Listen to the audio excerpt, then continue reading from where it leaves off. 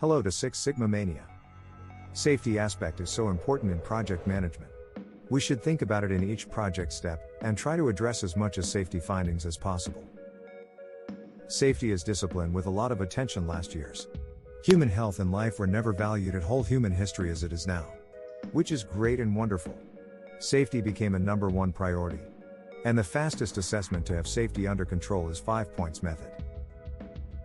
There is exert pressure on employees to care about own and coworkers' safety and health. Consequences of accident can last for whole life. Everybody would like to return home from work in the same condition as started, right? Prevention is a key. Hazard or risk does not mean danger of personal injury. Hazard is combination of incident probability and severity of incident consequences. Hazard, thus, is not a workspace itself, but likelihood that accident occurs on the workspace in some period. Part of safety at work must be ergonomics and person comfort like behind computer, as well as risks with long-term influence on humans' health too. 3 steps to proceed with risk assessment. 1. Risk source identification. 2. Risk seriousness evaluation. 3.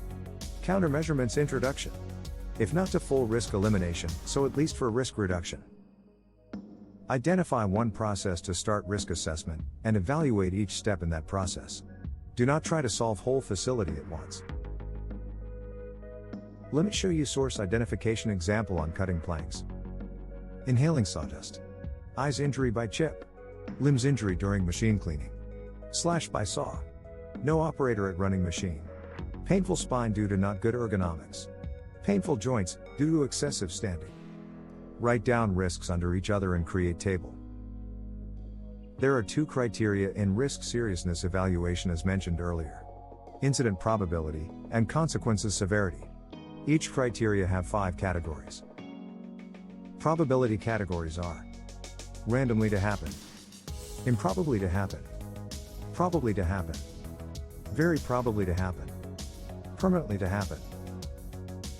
And consequences severity categories are: injury without inability to work, injury with inability to work, injury with hospitalization, injury with permanent impact, fatality. Identify and fill probability and severity to each risk row.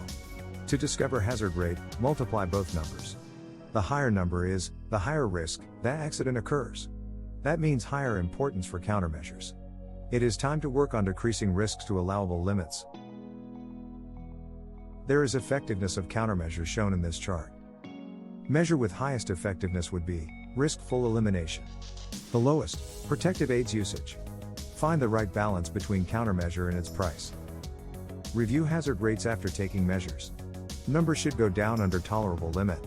If not, review what else you can implement to improve it.